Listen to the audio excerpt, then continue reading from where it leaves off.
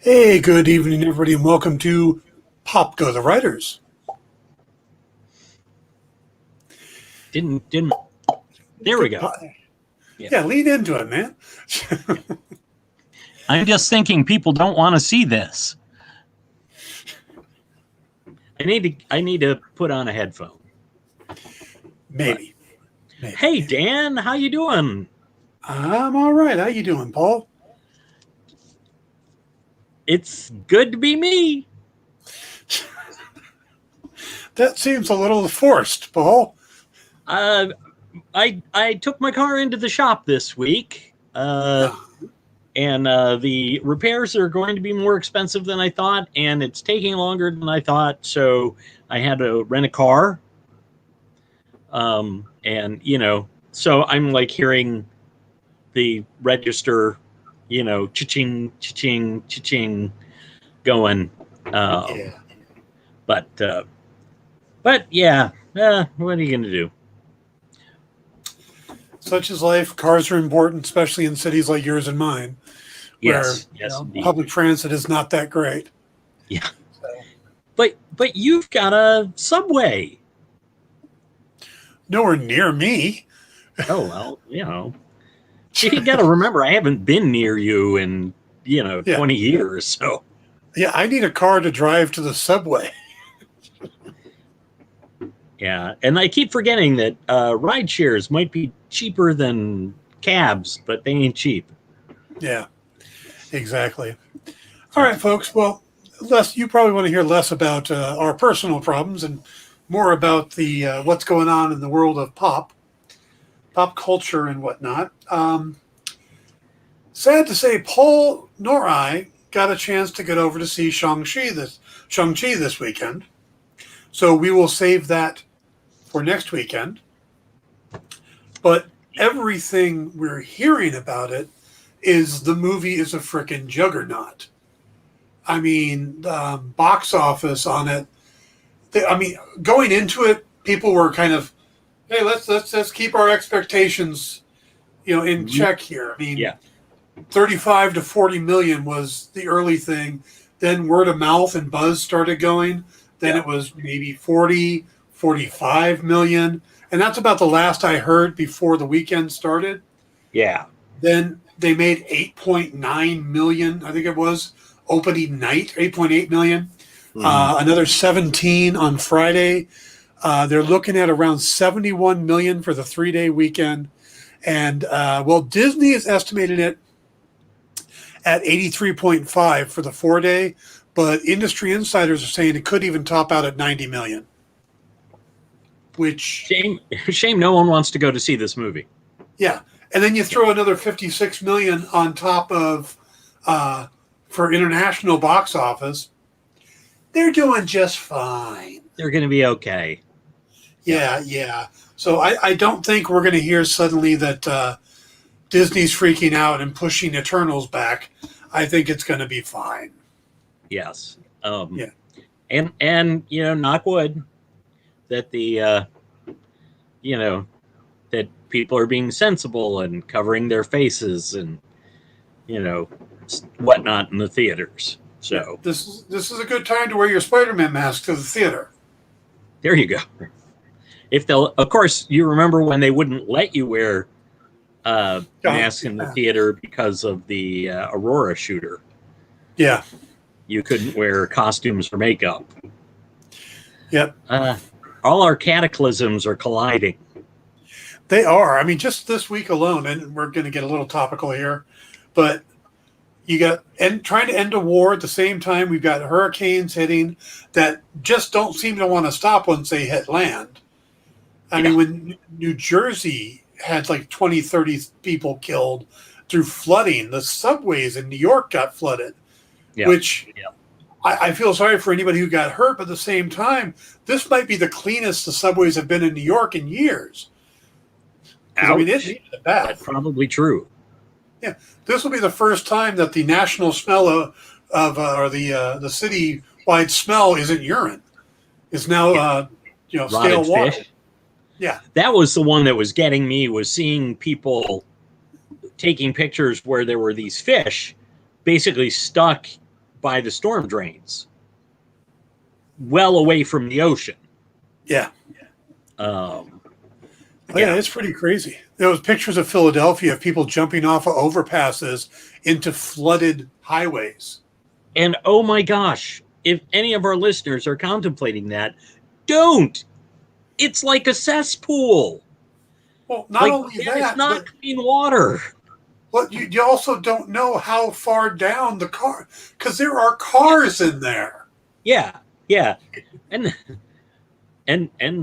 you know, some of them might float up a little as they, yeah, Or you might happen to dive on top of a semi.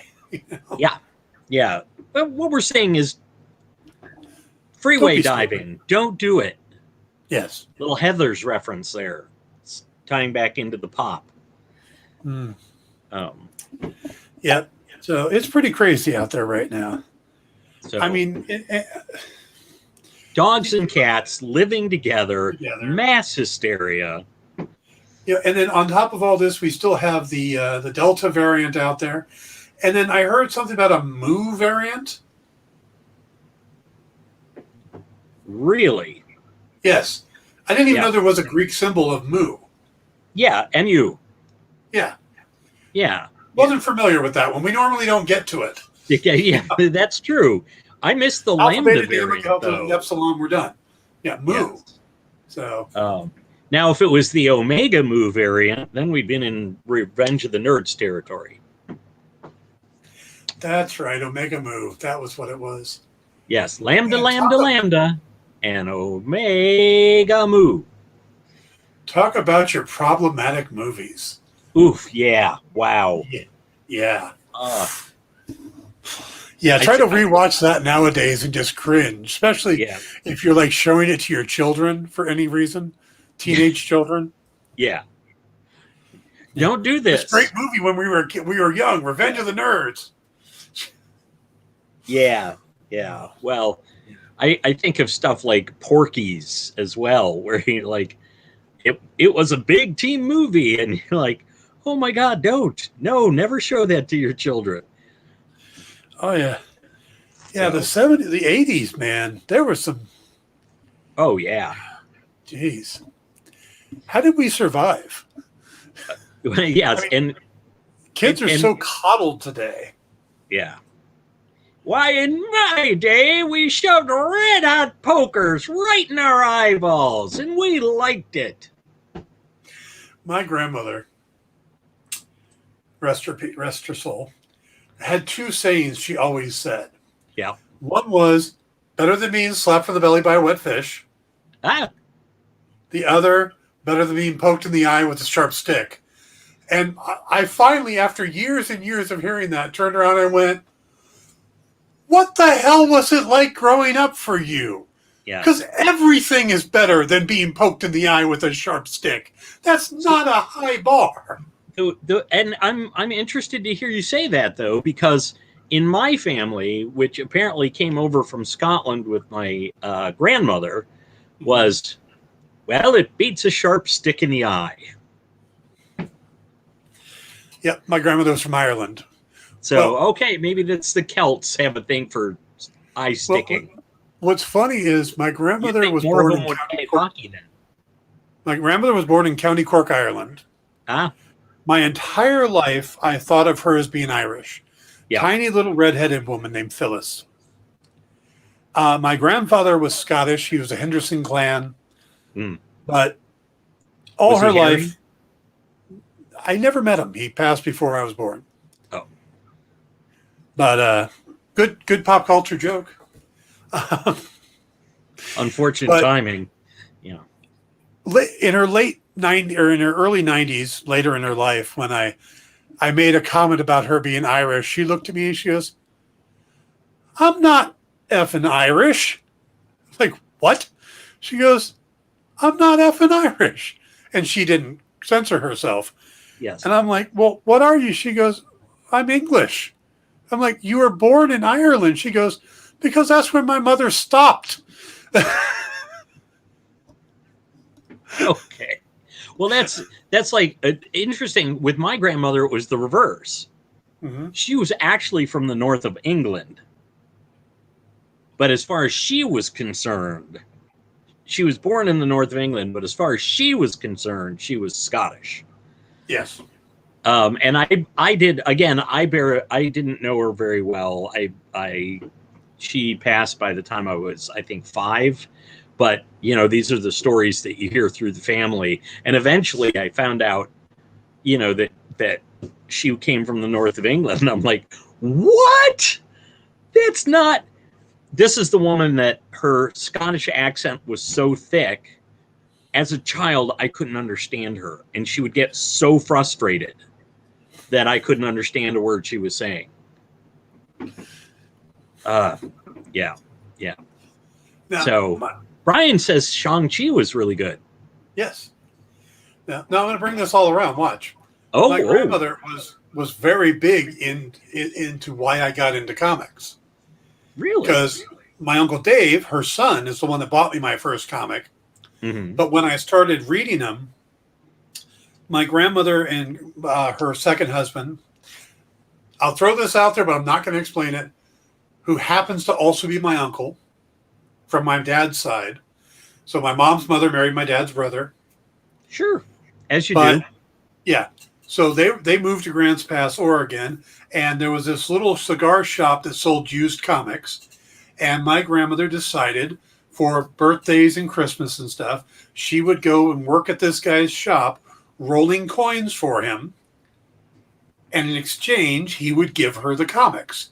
So I got a lot of old 60s and 70s comics from them, from my grandmother, because she did this rolling pennies and stuff in her spare time.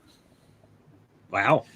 So, see, Irish grandmother, who isn't actually Irish, led me to be where I am today.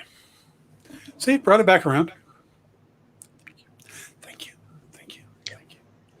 So, by the way, for anybody out there who was still wondering if the hairy arms in the Spider-Man No Way Home trailer were actually Charlie Cox, we have confirmation that they're not. Oh, no. Yes. Besides him actually coming out right afterwards and saying, I'm not in the trailer. Right. Not saying he's not in the movie. He said he's not in the trailer. But they're now running the trailer before IMAX movies.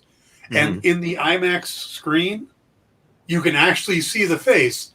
And it's the same cop that's interrogating him. He's just taken his jacket off and is on the other side of the table now. Mm-hmm. That's it. And you know who that cop is, right? Mephisto. Tell you what I'm going to do, kid. I'm going to make you a deal. That's right. You want out of here? I'm going to get you out of here. What you're going to do is... I don't know why Mephisto would have a Northern Atlantic accent, but... And become a carnival barker. Yes. Here we have a genuine... Yeah. Suddenly he goes into the Music Man. Yes. This is a genuine, bona fide... actually, what was the... bona fide, electrified, genuine, bona fide, electrified 6-car monorail.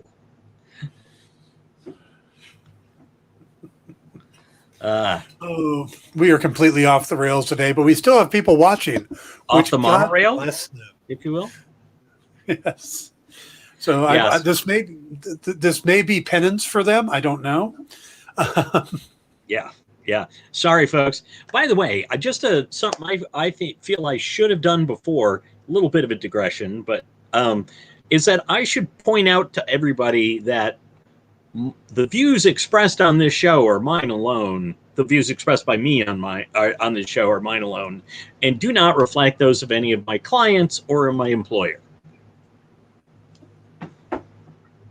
And no, I've had no complaints, but I feel like I should, definitely say, because we mention the shop every once in a while. Yeah, you have clients? Yeah, freelance writing clients, people I write for. I don't know. I just never considered, I have them too, I guess. I just never considered them clients. I just wanted to differentiate between them and my, day job employers. Yeah. So that's why. Folks, basically, if I say something, it's me. If Paul says something, it's Paul. Nobody Yeah. else. We're Yeah. not speaking on behalf of anybody. Hell, we're barely speaking on behalf of ourselves. Most of the time, I'm surprised by what comes out of my mouth, and doubly surprised by what comes out of Dan's. It looks like he's got a pink thing in there. There it is. Anyway. Right. Yes. I'm sure you guys would like us to get to the topic of conversation tonight, which is probably the darkest thing in the MCU so far. And it seemed to me to go against the premise, which is one decision makes everything, one difference makes everything change. Right. Except that one decision is Christine decided to go with him to the dinner. Well, except that what I thought he and Christine were already basically broken up by the time. In the movie, he Right. invites her to the dinner. And so she decided to go. Okay, maybe my complaint is completely incorrect. I think it's because he added in the creme brulee. He remembered to mention the creme brulee for dessert. Yeah. But there you go. Yeah. So. This was just. Well, first thing that struck me as interesting is that this is the first one that everybody came back for. Mm-hmm. There's no fill-in voices. It's Tilda Swinton. It's Benedict Cumberbatch. It's Benedict Wong. It's Rachel McAdams. Right. And those are only the four that you get, besides Obeng, who's a new character, which is Ike Amati. But and then the voice on the television is actually Christine Everhart coming back. Leslie Bibb from the Iron Man movies. So they really did bring everybody back. Yeah. For this episode, which I think is pretty amazing. It makes you think, how many people thought this was just a really important episode? And how many have just, oh yeah, we'll do it. It's fun. And boy, were they wrong. Well, the process may have been fun. The movie or the episode, not so fun. Yeah, I guess no. As from an acting point of view, this would be a great episode to play in, because you're getting to take your character in a completely different direction. Poor Rachel McAdams barely had much to work with in the first movie. Here she gets to actually have a relationship with Steven. You get to see some different aspects of it. Benedict Wong still gets hardly enough lines. I mean, he really should get more. Yeah. Well, hopefully he has something to do in Shang-Chi. Sadly, I've already heard all the spoilers, so he does. He gets some good time in Shang-Chi. So I feel bad for you. I am avoiding spoilers like the plague. Oh, wait, we can't use that phrase anymore because now we know people won't avoid the plague. Let's not get political here. That's not politics. That's public health. Mm-hmm. And not getting political. When have we ever not gotten political? I mean, we did talk a lot about the Falcon and the Winter Soldier. Well, true, but that was the show we were talking about. And if there was a show about the plague, we would talk about Falcon and the Winter Soldier. No, they took the plague out of it. Yes. Would that more people were willing to take the plague out of reality. See, I can bring it back. Okay. So, anyway, Doctor Strange. Like this episode. Yes. Dr. Armani. Dr. Armani. I love that they brought that joke back. And they just left, and the guy was just relentless. Never, because for a fact, he knew what was good, Oh, He yeah. knew. Yeah. Well, he lied in the beginning. Yeah. When he says, tell me you're not Cagliostro, and he goes, my name is Obeng. Well, it turns out Obeng is another name for Cagliostro. That's his own freaking library. It's his own books. He wrote them.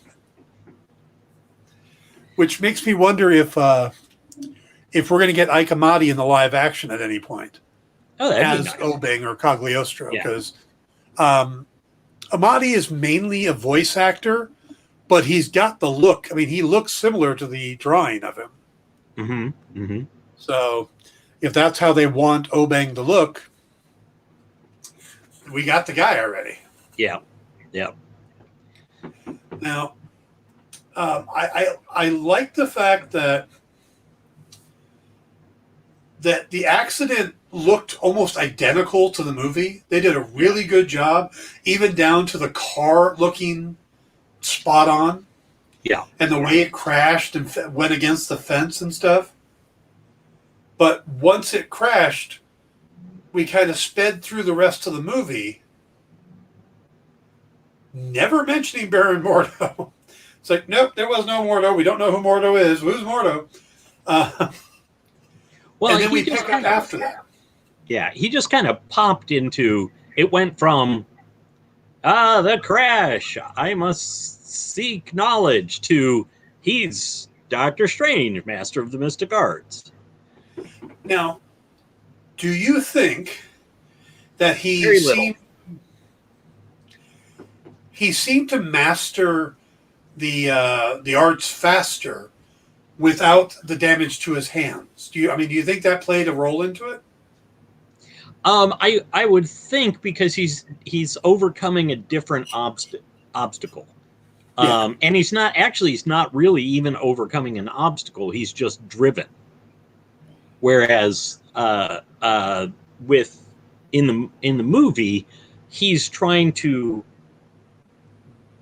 disconnect his understanding that his hands will never work right again. That magic is real and can and it's not maybe not going to change it, but it's not. It's also not, his hands aren't necessary for what he needs to do in the same way that he thinks they are.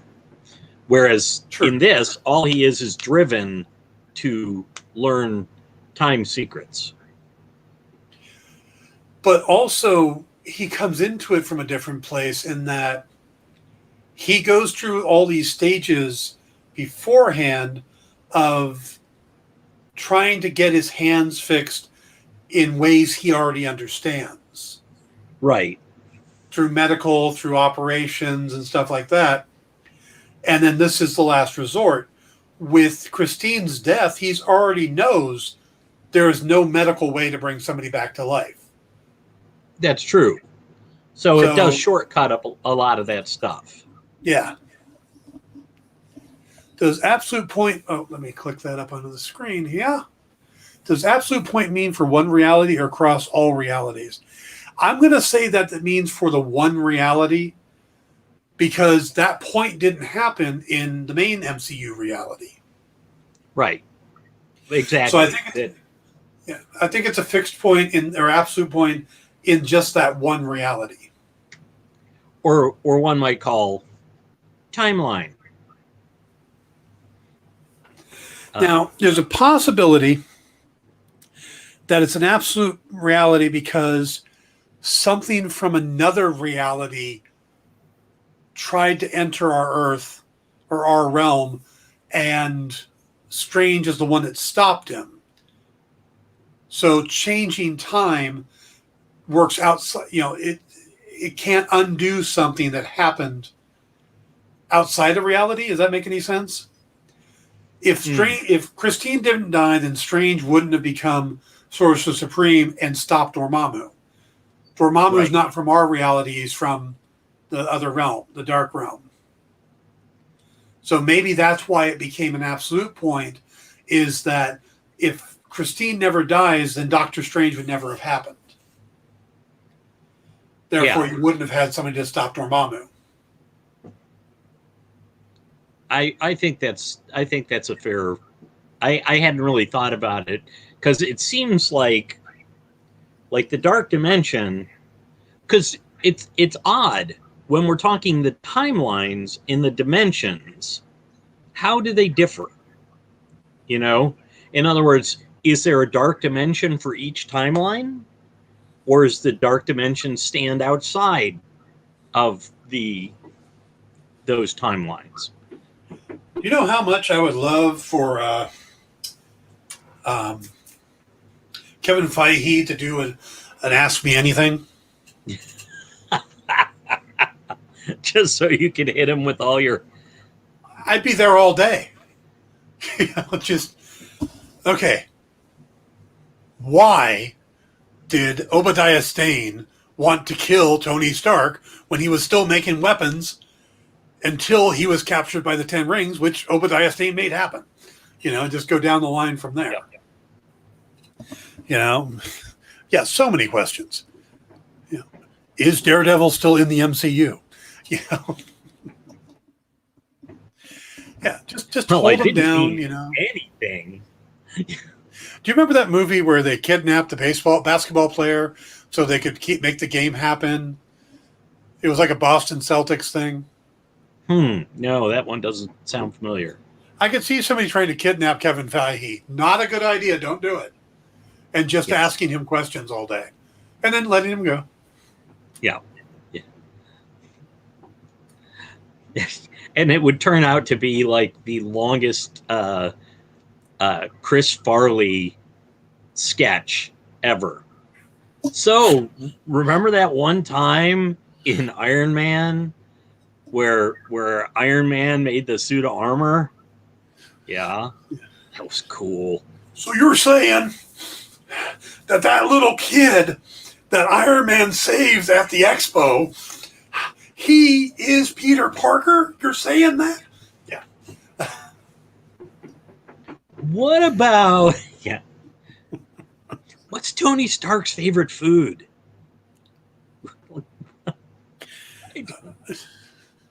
Burgers, cheeseburgers, right? Yes, cheeseburgers. I would have said pizza, but you're right about cheeseburgers. He wanted an American cheeseburger. Because there's other kind of cheeseburgers. Well, it could be a Canadian cheeseburger, but then it would have mayonnaise on it. Yes. It might be a Royale with cheese. Yeah.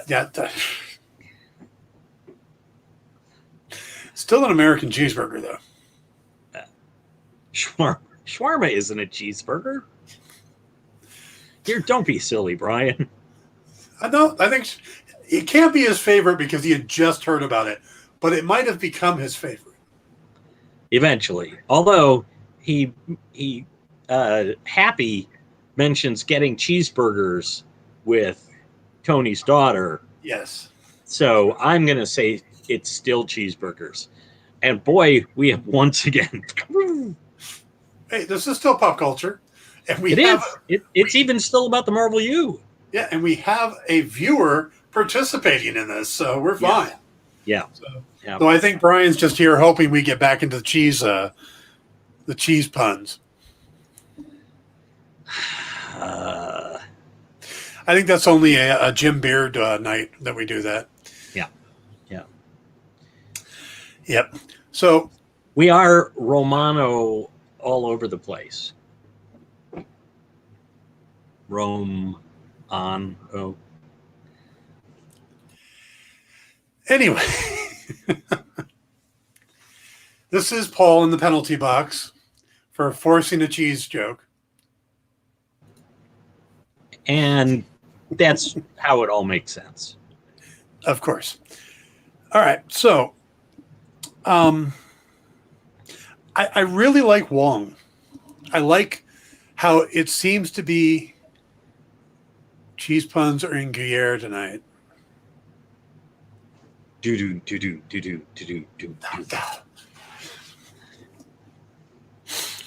Wow. Yeah. Anyway, I like how Wong has pretty much become Jiminy Cricket for Doctor Strange. Don't cast that spell. I'm leaving now. Yeah. But he's kind of always kind of had that role, just like Stop being stupid. But he says things and then he leaves. He does that in the cartoon too. Yeah. I'm going to go put the kettle on. You should join me before you do something stupid or whatever it is. Reckless. Yeah. Reckless. Stupid would have been the same. It's like, yo, Wong, why don't you chill for a bit? Hang out. Make sure he doesn't do anything reckless. Well, maybe Wong knows that whatever the reckless thing is has to happen to ultimately get to the correct end. Sure. Then again, Wong can be a little reckless at times too. What? Wong? No. Yes, it's a rumor, but I hear that Wong can be a little reckless too. So he has friends that get him up to bad trouble, but it's all for the ice cream. Wong's favorite ice cream, of course, is Rocky Road? Holka Holka Burning Fudge. There we go. As opposed to Squirt Craving Nuts or whatever it is. Yeah. It seemed interesting that to me that they had the Ancient One like in this context coming back during the first movie sort of time frame, whereas maybe I'm just misremembering, but I don't think she really interacted after dying. Not until the Hulk went back after the Eye of Agamotto in Endgame. Infinity War. In Endgame, they did the stones in Endgame. I think it's because she had a feeling that Strange would do this one day. Yeah. So she created what she called an echo. Right. A version of herself set at that time, ready to go off if he showed up. If the Eye of Agamotto showed up at that point. That's my guess. Because it makes sense, because she couldn't see the future, but you see a guy who's coming to figure out a way to save his dead girlfriend. It's a pretty safe bet that if he's going to do it, it's going to be at a certain time. You can figure it out, and you're going to, send. If you can leave an echo of yourself, you leave an echo of yourself to try to fix it. Yeah. Let's see. Brian says, it seems like Wong is going to figure pretty prominently moving forward. Yeah. Which is good. Yeah, he's a good character. Yeah. I am a fan of Benedict Wong's ever since the Marco Polo series, which he was absolutely brilliant in. He was. If you haven't watched Marco Polo on Netflix and you've got some time, go back, watch it. It was the first series I binge watched, if anything. I didn't even know what binge watching was. It was late at night. Everybody had gone to bed. I was out at my computer. I went, oh, let me try this one episode. And then it was 5 a.m. I had watched all of them. Wow. I have never, Marco Polo is one of those series that I put on my list. Yeah. And then every time I'm scrolling through, I'm like, I don't feel like that one yet. I've got that on each and every one of my streaming services. Things on my watch list that I really want to watch that someday, but not. Yeah. But today is not that day, as Aragorn might put it. I have series I need to get back to. Yeah. I haven't finished Jessica Jones season 3, mainly because the second episode was so bad. Because it was just the first episode told from a different point of view. Yeah, and it was kind of painful. I haven't watched season 2 of The Boys yet. Yeah. Which I really should do before season 3. I haven't finished Altered Carbon season 2, and I loved season 1. But I just couldn't get into season 2. Yeah, I've never seen Altered Carbon. Go watch season 1. It is spectacular. It really, really is good sci-fi. Mm-hmm. I mean, it's kind of noir sci-fi. It's really kind of Blade Runner-ish. Mm-hmm. Well worth watching. But I've also read the books too. So Brian says that you've never seen him in an interview. He's hilarious. Benedict Wong. Yeah. Yep. I'm hoping that in the upcoming Doctor Strange movies, they just go out and get other Benedicts to bring in, like Benedict Samuel, who played the Mad Hatter on the Gotham series. Just other Benedicts to try to hoard all the Benedicts into one movie. And then the eggs.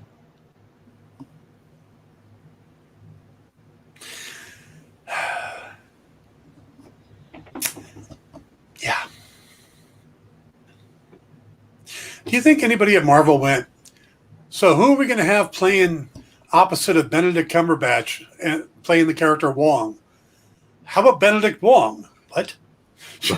And somebody's like, then there are other people going, is that a joke?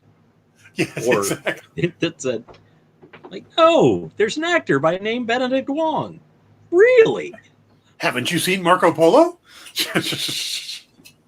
Wait, Marco? Polo. Thank you. All right, back to the show. Yes. So I thought it was interesting. Like this. I thought it was interesting how the episode played out. Mm-hmm. Because there's a point where he starts getting more and more powerful, and he's, I don't want to say eating He the was demons. eating demons. He was enveloping them or absorbing them. Yeah. You mean? Yeah. And starting with the creepy gnome. I want the story behind the gnome. It turns out that wasn't actually a gnome. It was the Travelocity guy? No, it was an elf with a gun. We just didn't get to see the gun.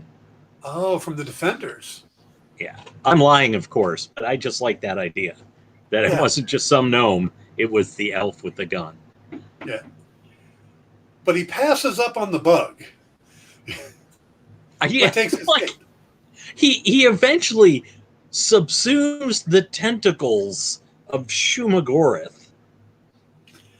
Yep. Who apparently is figuring highly into the whole multiversal thing since he was in Captain Carter. With Captain Carter. But the bug was too much. That was what got me. Because he started at Shumagorath and went, nope, gotta start smaller. Wait. But the bug bothered him. He started politely at Shumagorath. Well, yes. That's the part that I love. He thought just asking nicely would work fine. Yes. And they're like, demons don't bargain. Yeah, they do. Yeah. Yes. If you have the proper leverage, they bargain. Yeah. Yeah. Now I find it interesting that he still had the time stone. So does this all take place before Thanos? Or maybe in that multiverse, Thanos was already taken care of like it was in another multiverse. How do you know? We don't know the details of each and every. I try not to assume. Because you kind of caught me on this. I try not to assume that either all this stuff has happened in this multiverse or that all the MCU happened in this particular multiverse. It could be that he's powerful enough at this point when they show up to get the stone, he just sends them away. He ends up fighting them off. Yeah.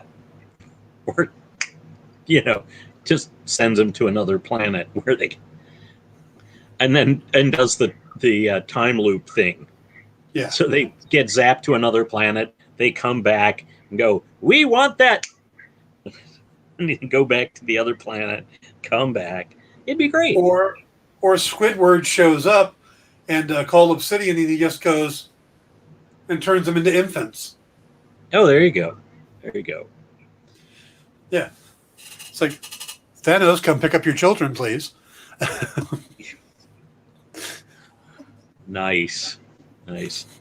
They'll be by the coin operated horse. Exactly. But he was taking in some serious demons. Yes. Yeah. Did you recognize any? Do you think any are any importance, or do you think they're just nameless demons? I did not recognize any of them that I can remember, but I'm betting that there were some Easter eggs in there. How about you? Did you think anyone's was None that popped out at me.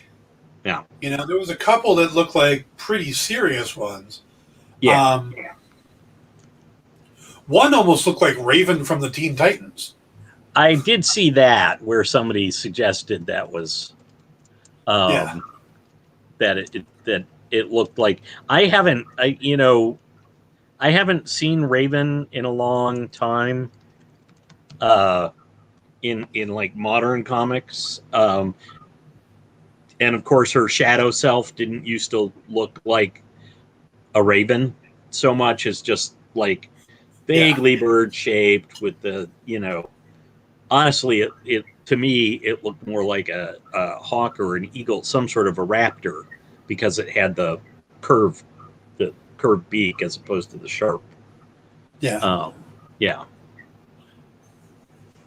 So you're saying George Perez couldn't draw a raven?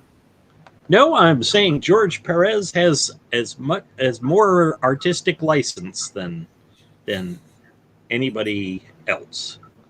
He's perfectly entitled. It looked great to me. I don't care that the beak wasn't raven shaped. Now, have you noticed over the 4 episodes that the Watcher is becoming more and more tangible and easier to pick out in the backgrounds? And to the point where he actually ended up in a conversation this time? Yeah. Yeah. Well, I think that's because Strange got so powerful he could sense him. Yeah. Yeah. But but still, they're, if you will, they are entangling him in the realities that he's supposedly just observing. So yeah, and now he's contemplating interfering. Yep. I could tell him, but would it be worth destroying the universe? Yeah. Yeah. So I'm still kind of curious how all these are going to come together. And I only say that because we've seen footage of this Doctor Strange with Captain Carter, with the T'Challa Star-Lord, stuff like that. So it seems like they're all coming together. Yeah. Well, and it they are called the Guardians of the Multiverse. Yeah. So, I mean, it does seem to make sense that they would be bringing, that the episodes would be, setting up that finale. Yeah. But that's much more MCU style than it is What If style. I mean, that's never happened in the comics. There were very few books that carried over to the next issue. Yeah. Yeah. Yeah. One of the few I can think of is, what if Spider-Man didn't marry Mary Jane, with the next episode being what if Spider-Man married Black Cat? And actually there was I don't think it was one after the other, but I think the What If the Invaders had stayed together after World War II. Remember that? Which became the story of which became retconned into the Marvel universe, that a couple of people had tried to be Captain America after the war. And then I feel like there were 2 stories though involved in that. So yeah, but there was very little continuation. Where yeah, so Well, I gotta admit, this but felt more like a what if issue to me than the previous ones.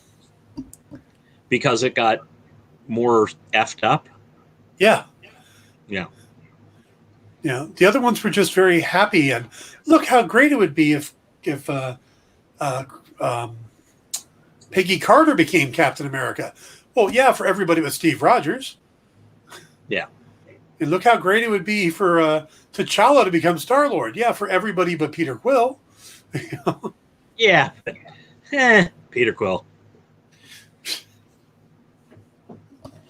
Yeah, it's interesting how they're doing that, but the a lot of the old what ifs, it just was like, oh well, this happened there and things didn't end well. Aren't you glad that it went the way it was supposed to in our world? Which is Right. funny since the whole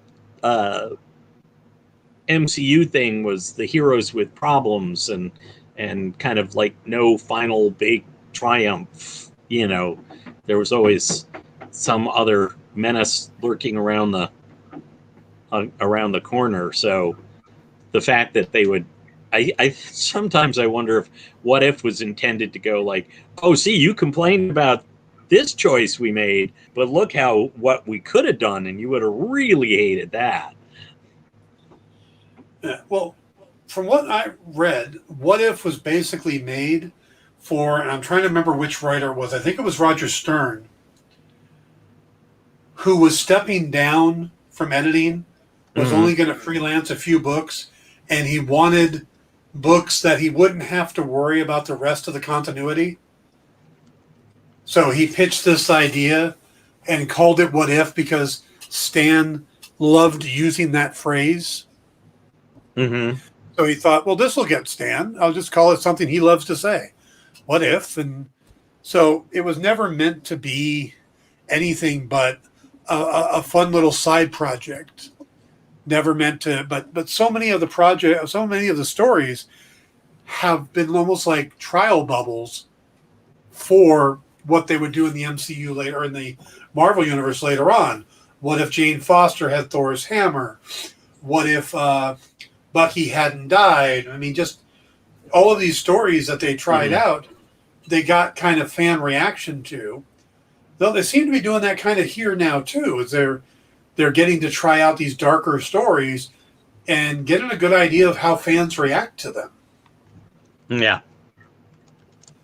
I mean, it seems like they could go much darker, more horror based with Doctor Strange, and I don't think you're going to lose much of the Doctor Strange audience. No, probably not. Yeah.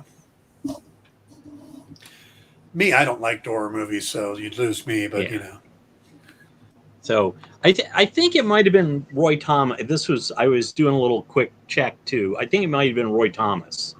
That's what I said. You said Stern. Did I say Roger Stern? I think you did. But I said Roy Thomas. Huh. Ryan? I meant Roy Thomas. Okay. But yeah, either way. Yeah. I think too that there are so many comic fans that think that darker versions of characters are going to be better. Yeah. And you mean like Zack Snyder? There you go.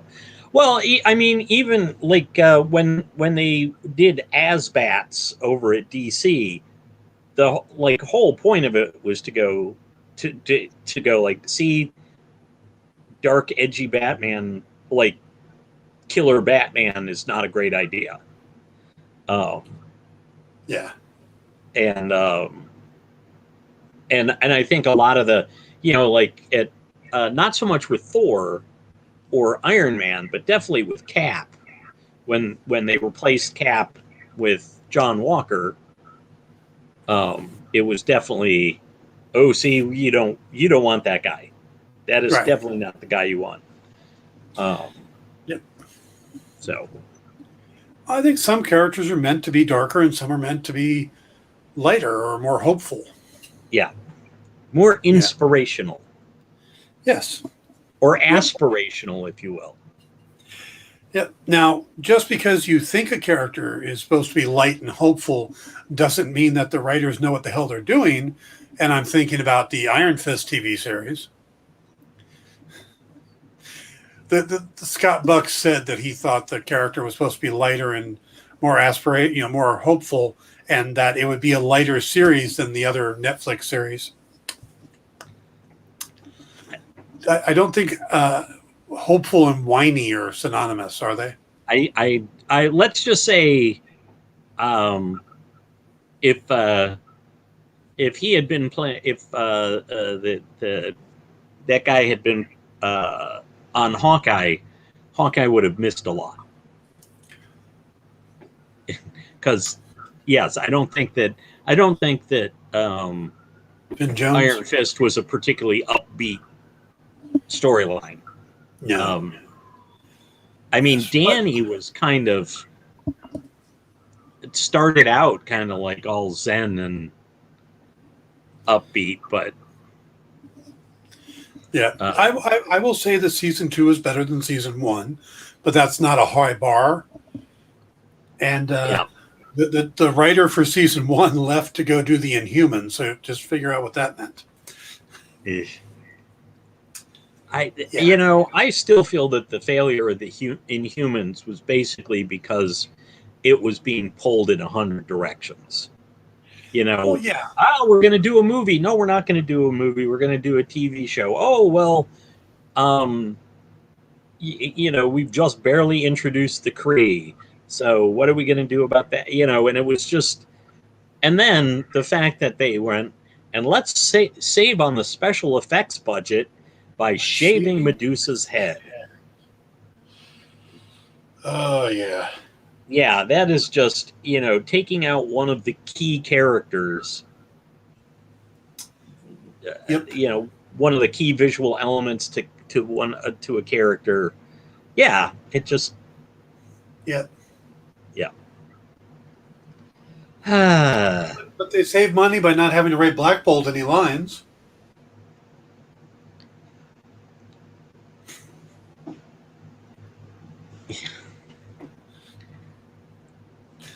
He never had any lines.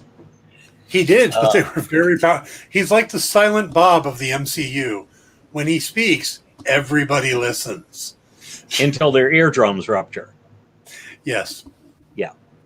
So back to Doctor Strange. Yes.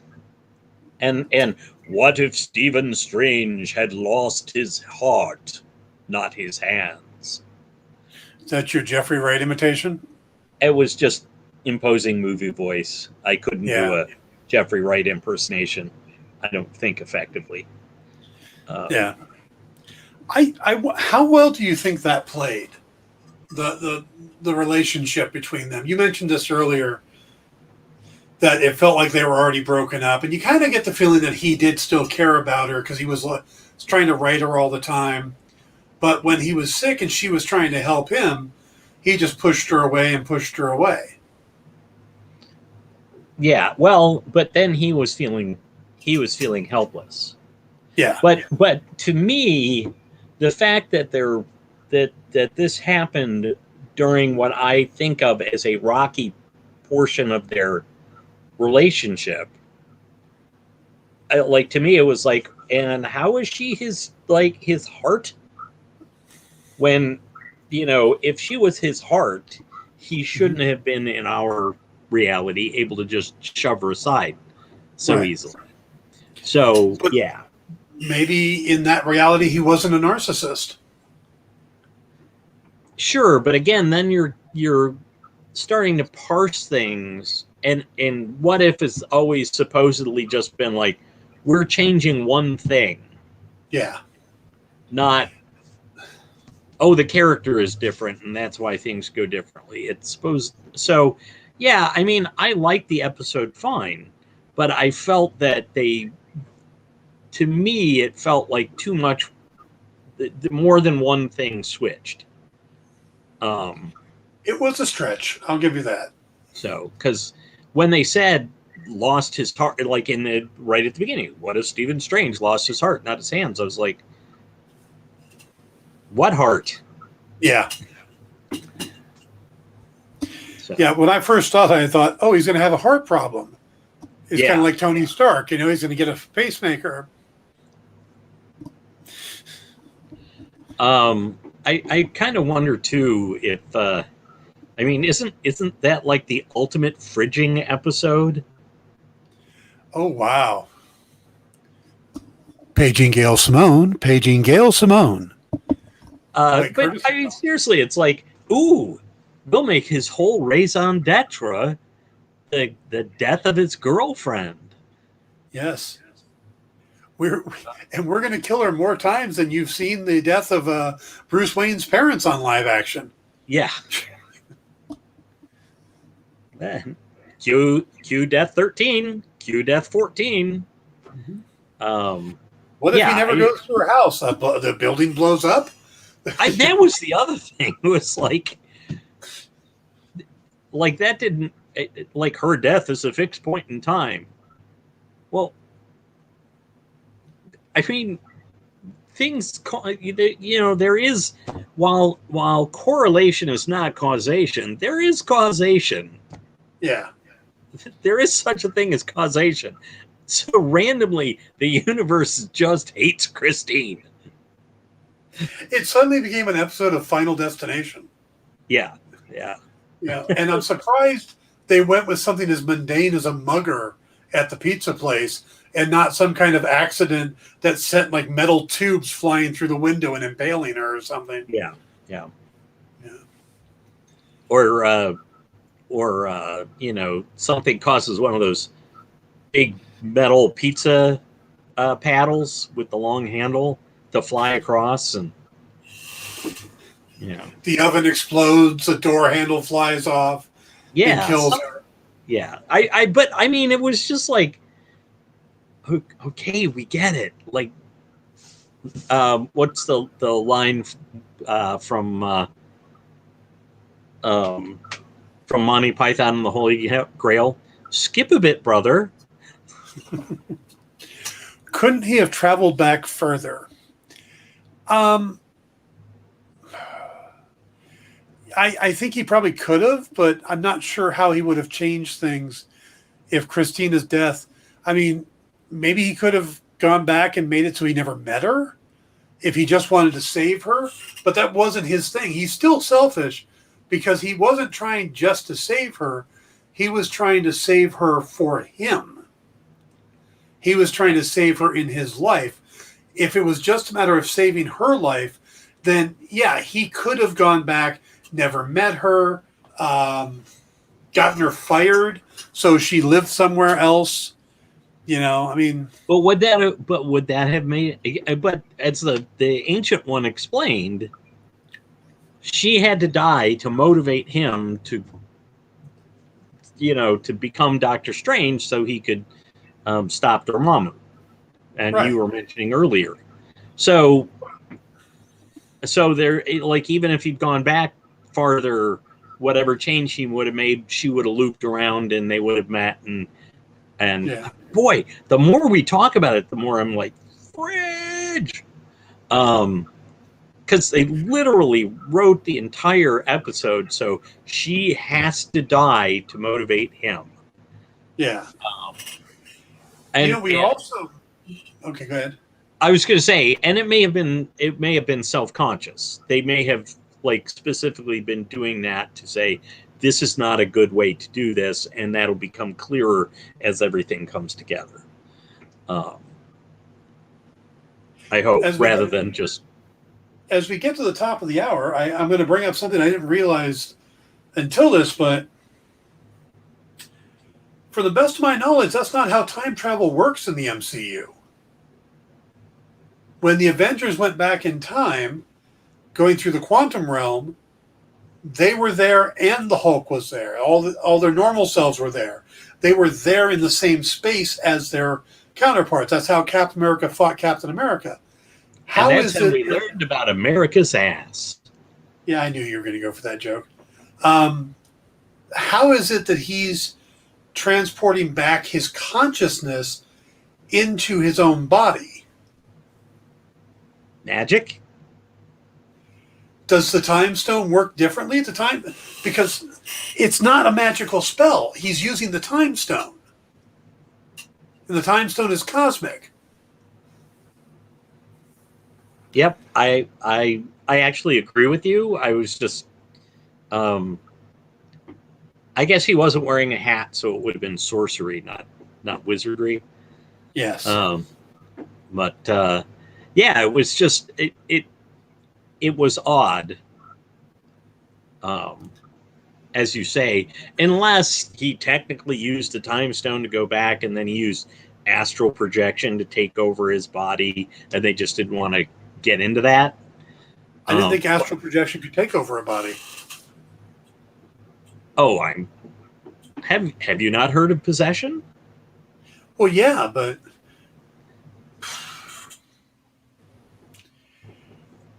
I'm not saying it's likely or good. I'm just saying, you could certainly do have a reasonable hand wave, but I think that it was odd considering the Eye of Agamotto never seemed to work like that. Yeah. Yeah. It just, he was able to age and de-age something, but not, well, I guess we really didn't see it used that often. Now, well, certainly not for Well, when he was going against Dormammu, yeah, it was just redoing time. Right. Oh, but see, yeah, maybe it does work that way because Dormammu realized it was happening over and over again.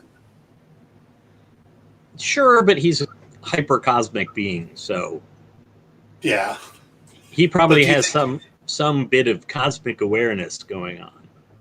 But Doctor Strange also knew it was happening over and over again. Well, that's because in his timeline, he reset it. So it wasn't, I mean, he reset it, but he did remember. Yeah. Yeah. So, yeah. So maybe the time stone does work that way, or the Eye of Agamotto does work that way, that you can travel your physical form back and keep your consciousness separate, or keep your consciousness at its... Wow. I could think of some good uses for that. Trippy. Not to be confused with Trimpy, who drew the Hulk really well. Yes. Herb Trimpy. Yeah. So. All right. So we're gonna assume that the time stone or the Eye of Agamotto works differently than going through the quantum realm. Yes. That they're different forms of time travel. So we're gonna let Marvel have that until Kevin Feige does his AMA. Yes. And then we shall grill him ruthlessly. Yes. Oh no, we can bring Ruth. Okay. We will grill him ruthfully. We'll bring a bunch of Ruths. Yeah, I like it. Even a baby Hell, Ruth. I'll take him out to Ruth's Chris if he likes, and I'll buy him dinner if he wants to answer these questions for me. And I will go along and you can buy me dinner too. I'm not sure that's necessary. I think it's a great idea. Then I got to fly you out from damn Detroit. I didn't say that, but it's generous of you to offer, so sure. I'm sure you have points. I never go anywhere. What, you don't fly to the desert? I just assumed you flew to Vegas, rented a car, and came back. Yeah, that would make a lot of sense. No, I do the human cannonball trick. I just I get shot up there, and then they've got one cannon up there that shoots me back. Yeah. Do you use the official slogan of the human cannonball? Or is it Bullet Man? Fire me, boy! Little tick reference thrown in there. I've never said that in my entire life. Well, The try visuals it. when the time. Hey, Brian's bringing us back. Thank you, Brian. Visuals when the time stone magic turned red was really cool. Yeah, I'm kind of curious what that's about. Does that mean that the power has been overwhelmed by the demonic stuff? I don't think it's been overwhelmed. I think it's been tainted. Tainted? Okay. Go on. Explain. Oh, I'm sorry. It was just kind of a soft sell on that idea. I was going to give you a chance to talk for a bit. Oh, well. Why don't I pretend to be you while you drink? I've already drank now. Oh, it's too late now. No, I just, to me, the idea was that his actions were tainting everything that he did.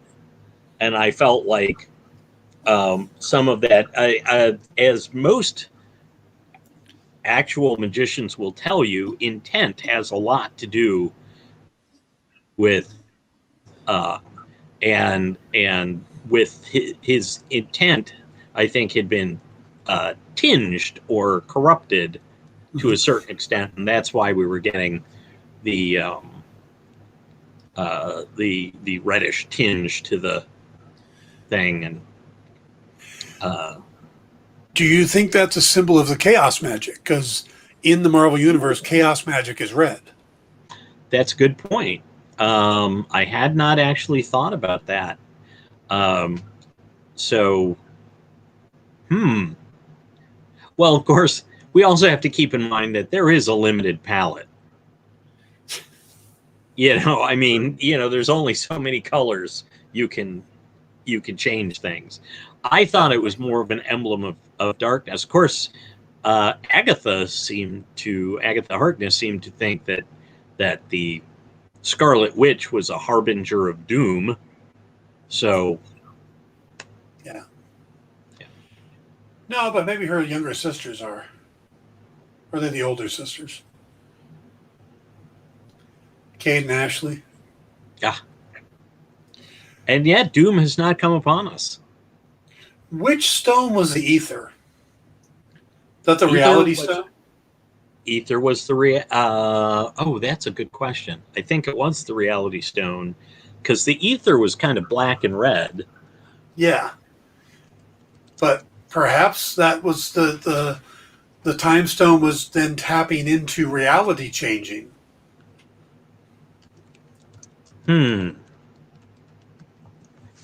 But would that make a difference?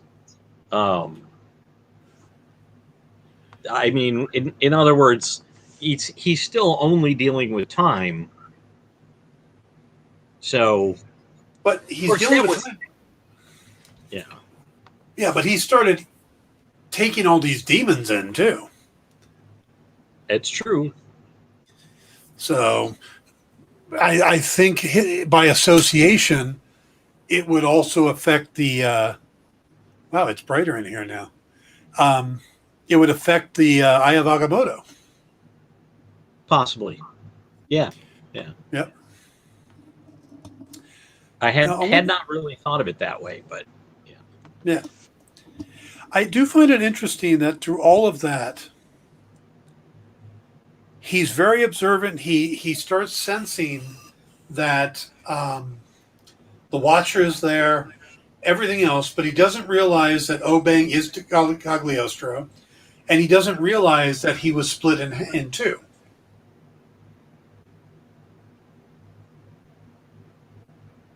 And I should have watched it a couple more times, because that was the Ancient One split him in two. Yeah. Which I did not quite follow. They gave us a little hint at the beginning, because there's the surgery that he's being celebrated for. Yeah. Is a surgery that they do to help stop epileptic seizures by separating the two halves, the two hemispheres of the brain. Uh, So in a sense, that's what she did, is she separated him into two that coexisted in the timeline. right. No. Yeah, it was. I think it was done fairly, but I still was kind of like, what? Yeah. It did seem a little Deus ex machina, but if any character is going to involve Deus ex machina, It's the it's angel. yeah. I mean, you're talking about mystic stuff, so Yeah. it's not like you can really go like, hey, in this magic show they use some kind of weird magic. Yep. Hey, yeah, there's all this magic I didn't understand. This didn't make sense. Yeah. Where would you put this compared to the other 3 episodes? Well, I think you know that Captain Carter is number 1 for me. But is that because it was a good story, or is that because of your love affair for Captain America? I believe you know that Captain Carter was number 1 for me, and I refuse to answer your impertinent question. See, I would go Captain Carter, Star-Lord, and then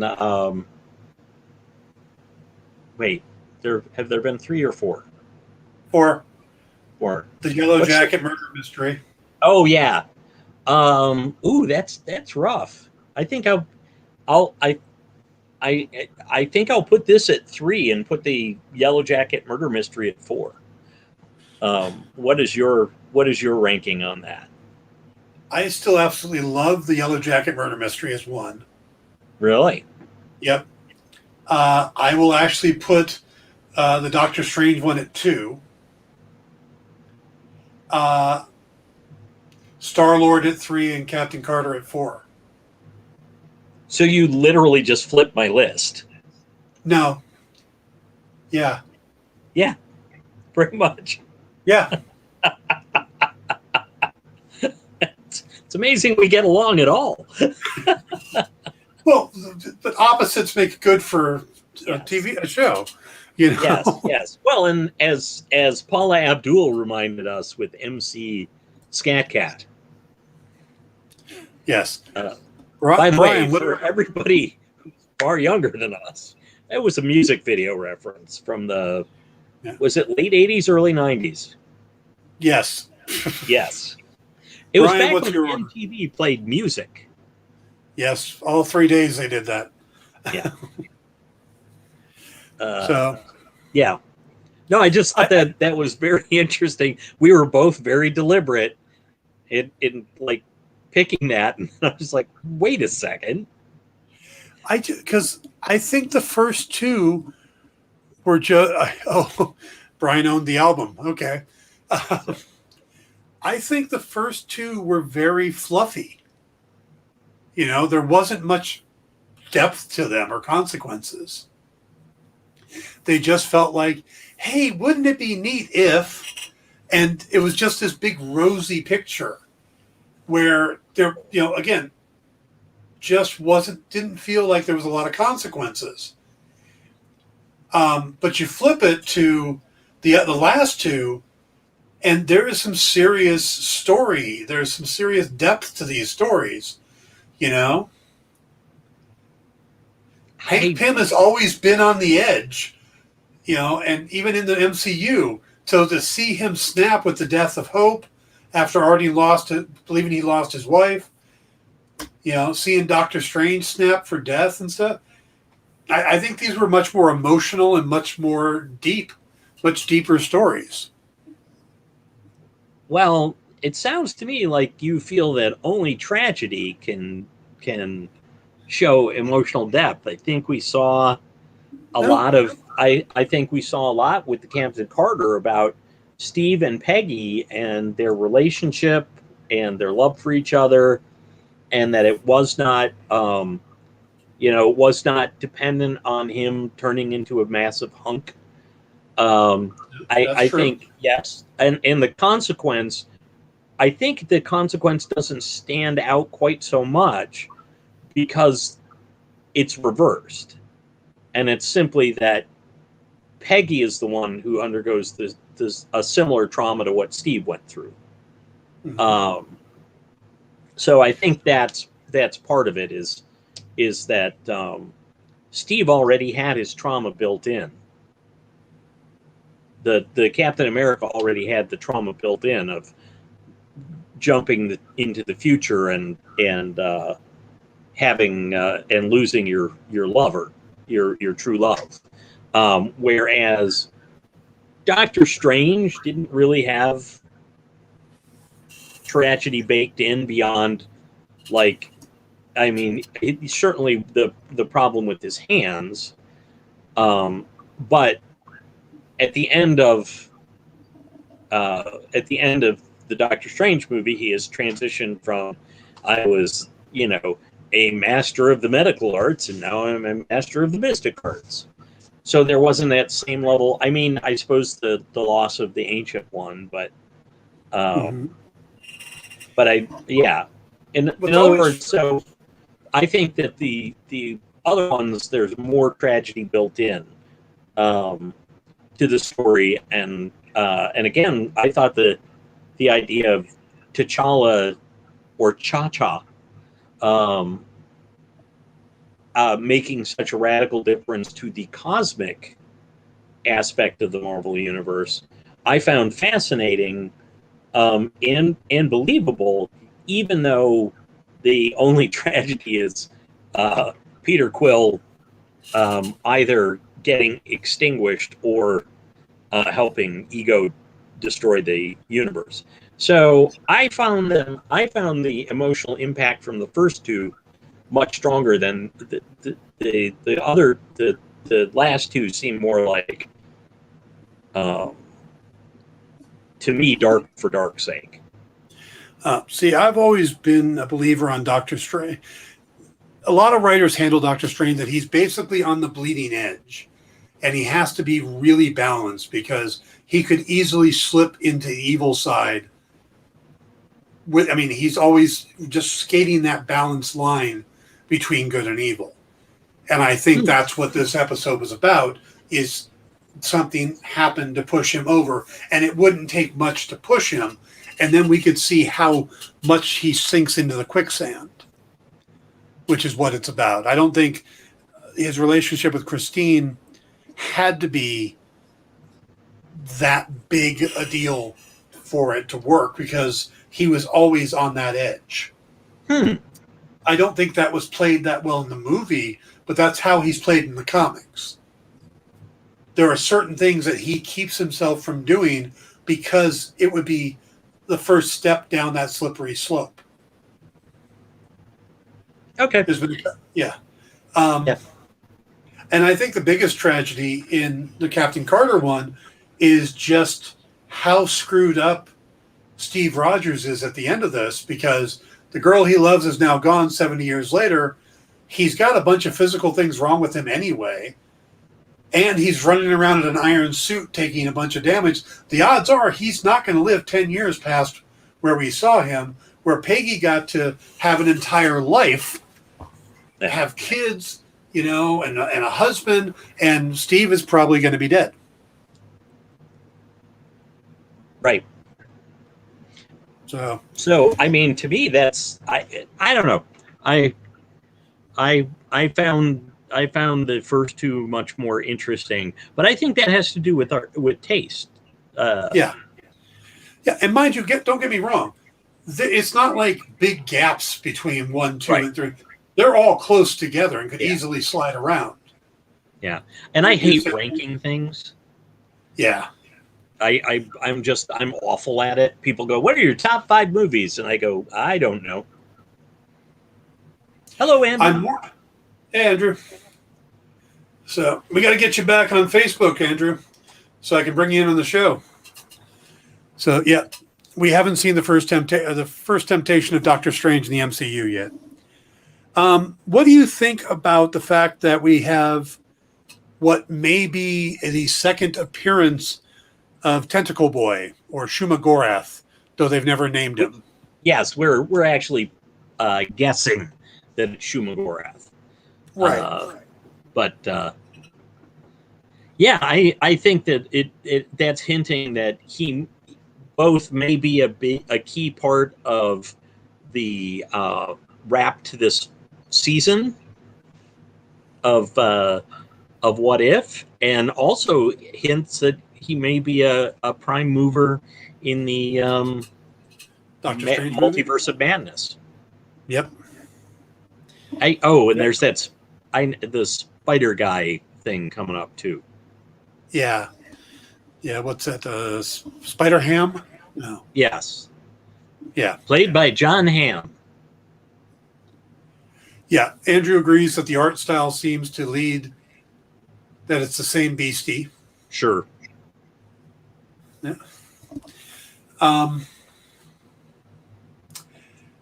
Yeah, I mean, I don't think they're just throwing these tentacle beasts in for the fun of it. I think it's going to be connected because I don't think that. Well, then again, a bunch of artists sitting around drawing tentacles. It's kind of a thing. So, Well, what do you mean? Perhaps trying to next you'll be saying the audience. Now you're saying there's a whole genre of. You'll be saying there's a whole genre of animation that involves titillating tentacles. Could absolutely be.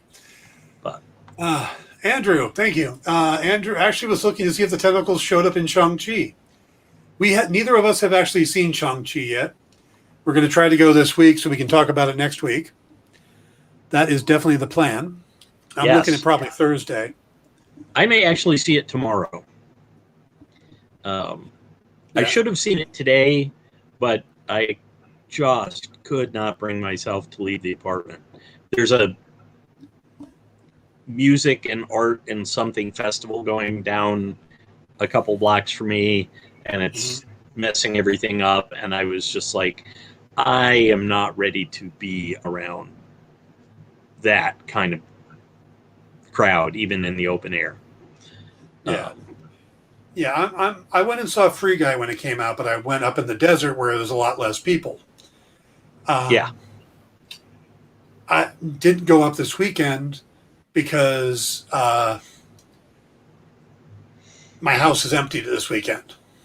Mm-hmm. My nephew and my mom went to go visit my brother in Arizona, and I had to stay around and take care of the dogs, so didn't get up the hill. So, and I didn't want to go to the theaters here because they're going to be absolutely packed, and I'm just not ready for that yet, So probably Thursday morning I'll go early showing. Yeah. I suppose I could go Tuesday, but I'm looking forward to it. I'm actually surprised I didn't go today, but it just every once in a while you just get something in your brain that goes like, nope, that's not happening, and sometimes you just got to listen to it. Absolutely.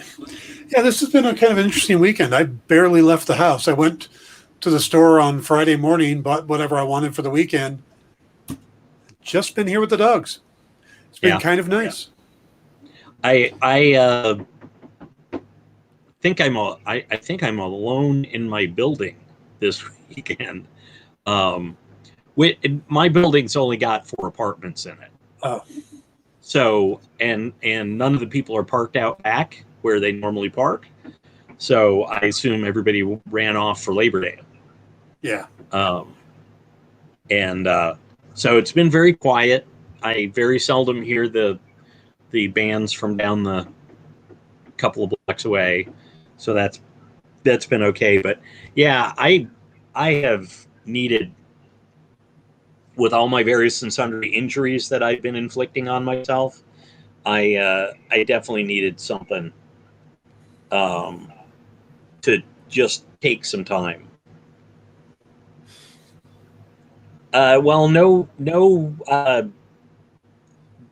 vampire zombies have tried to eat me, so not quite in the Omega Man situation. You just randomly driving other people's cars? No, I had to rent a blankety blank car. So you are driving somebody else's car.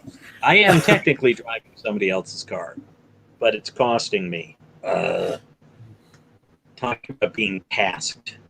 Yeah. Yeah. Anyway.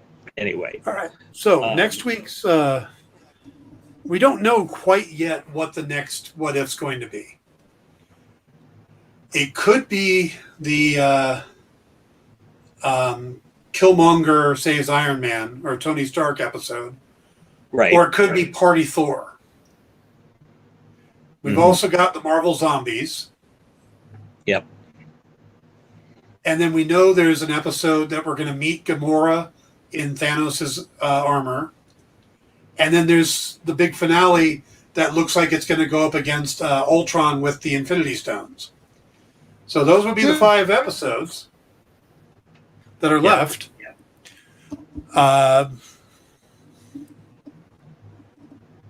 Not Anthony Zerba coming to evict you with fireballs. I know who Anthony Zerba is. I don't get that reference. Was Anthony Zerba in the Omega Man? I know the name, and I can't put a face to it right now, which is sad. But I've watched him on Mannix and about every other show from the 70s. Yeah.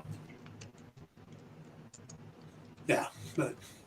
So, I don't recall, but it's been, oh gosh, Anthony Zerb. Yes.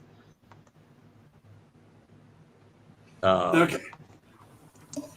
Yeah, it's been a long time. I just remember the opening of Omega Man with him driving around the empty city, which I always thought was a great opening for a movie. Yeah. So, all right, we're going to wrap it up here. We're coming up to the end of the show. Andrew, Brian, thanks for joining in and chiming in.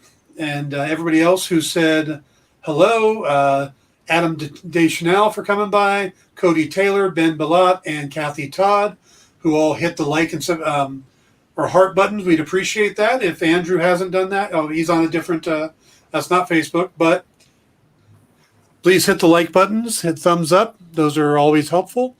Thank you all. We will be back next week, hopefully with a Shang-Chi conversation and whatever number 5 is on What If.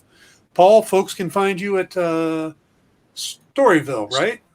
Storyville.com, Storyville on Twitter, on Instagram, on the Facebooks. And Dan, where can they find you? They can find me there. And anywhere else that,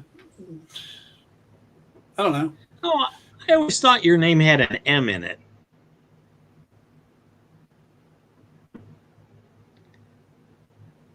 Well, most of the people that we know in common talk about you as Damn Wickline. Oh, you've been talking to Jim McLaughlin, haven't you? Are you kidding? Jim's not going to let me talk to him. I'm lucky when he responds to me on Twitter. Standing in a lobby one time waiting for to check in, suddenly somebody slugs me hard in the arm. I turn around as McLaughlin. Hey, Wickline, how you doing? I'm like, do I owe you money? Yeah. Why are you hurting me? All right. That's it, folks. We're out of here. Have a great week. Take care. Go see Shang-Chi, and we'll see you soon. Good night, everybody.